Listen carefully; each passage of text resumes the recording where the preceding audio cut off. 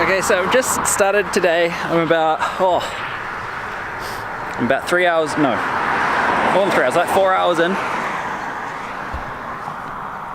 There we go, looks a little bit better.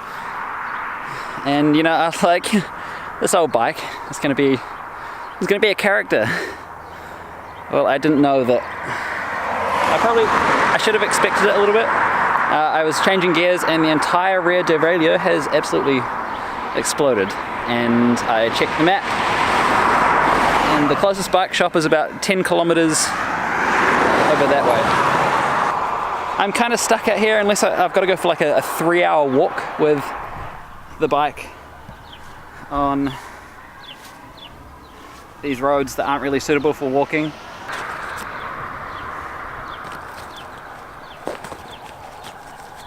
I can't find the other bit, I've dropped it somewhere.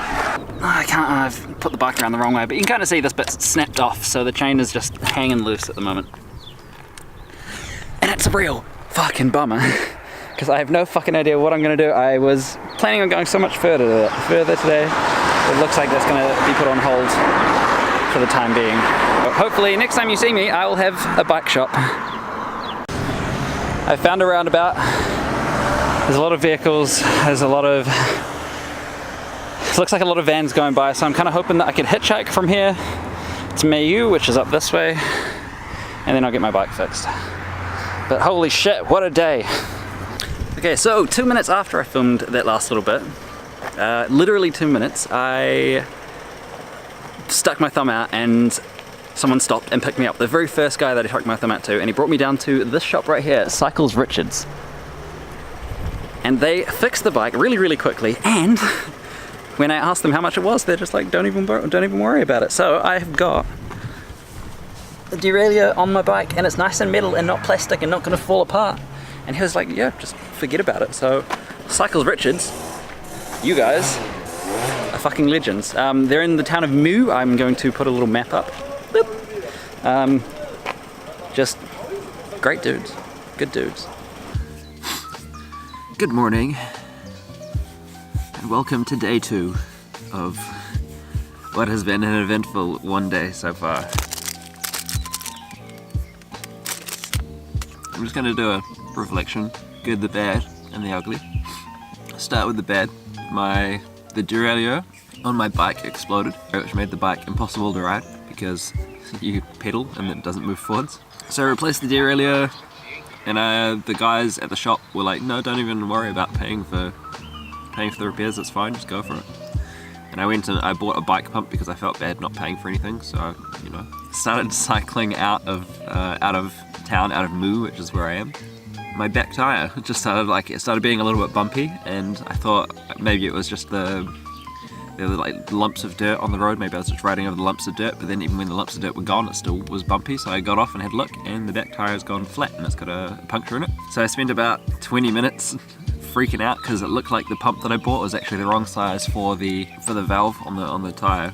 I took the head of the nozzle apart and found out that you can just flip everything around, and it does fit little nozzles like mine. Cool, perfect, cool. So I pumped the tire back up, and it's still flat. And this guy actually stopped in his car. He was like, oh, you're having some trouble? And I was like, yeah, just a little bit. And he was like, I'll go get a pump. And I was like, I've already got a pump. And he was like, I'll go get a bigger one that'll work better. And he went and got the bigger one, and it did work better. And pumped it all the way up to 6 bar or 7 bar or whatever it was meant to be. And he left, and the tire deflated instantly. So I'm still kind of stuck in the middle of nowhere with a flat tire. And I think I got about 7 kilometers outside of Mu before it happened.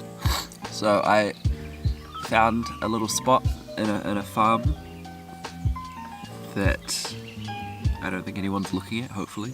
And I set up camp for the night. It was like 7. The ugly, it was the good and the bad. The good is all the people that helped me. People are inherently lovely, and yeah, people are inherently lovely. That's pretty much it. I was gonna say more, but then I just sound soppy, don't I? Speaking of sounding soppy, instead of sounding soppy, I sound a little bit sloppy. You can hear that I'm sniffling and sneezing and stuff. Also, when I get back to town, I need to get some antihistamines because I forgot that I get real bad hay fever as of probably a few years ago, I think on my first bike trip, I got hay fever for the first time, and since then it's really affected me. So, just back in the same European pollen. The other ugly is Google Maps. Your bike maps fucking suck. Holy shit. Like, if I want to ride by bike from Paris to Strasbourg, just put me on the highways that are not main highways that I'm allowed to ride on, but there are cars. That's fine. Don't expect me to push my bike and retain my bike as I fight down a 30-degree gradient on a muddy slope in the middle of nowhere with mosquitoes scratching the shit out of myself. Holy shit. Google Maps is just like, I don't understand. I was on a road, I was on a main highway, and it took me off the highway to go down this little dirt shitty road. And then I finally got, like, I pulled myself down through it. It was about this narrow, and I got, like, there were bugs that were biting me, and when I slapped them, they would bleed, like it was like I'd been bleeding because they had sapped so much out of me. When I got to the bottom of the holy shit. When I got to the bottom of the pathway, there was a fucking tree across it, and I had to bush bash through about 50 meters of trees before I got off onto the next path, which was just another dirt fucking road in the middle of nowhere. That, like it's like it leads you to these bike trails specifically because they are bike trails. It's like, go to a bike trail for the sake of a bike trail, but they're not good bike riding instructions. And I mean, the alternative is, if you want to get on the highways and do things quickly, you'd have to put it into car directions. But if you put it in car directions, then it leaves you on the highways that you're not allowed to be on. So Google Maps, fix your fucking bike directions. Stupid. That's all I gotta say. Stupid.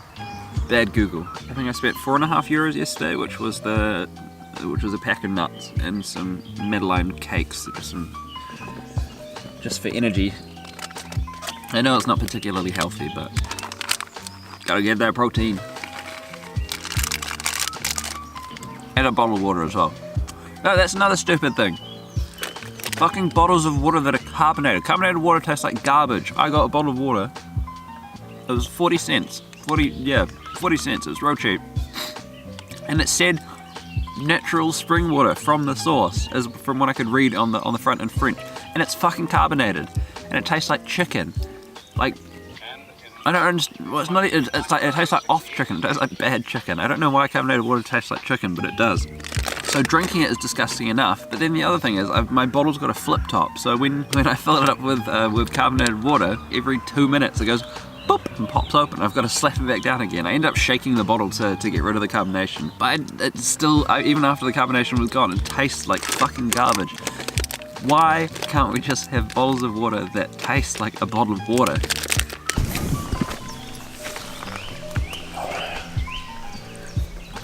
So this is where I am. There's a little farm there. I think it's like a service route. It was meant to be rain and thunder last night, but luckily it's just kind of turned into this foggy, misty stuff that I hope will clear up during the day. It's only 6:30 now, so I haven't heard anyone come by, so we might be lucky. I'm just drying off the tent at the moment.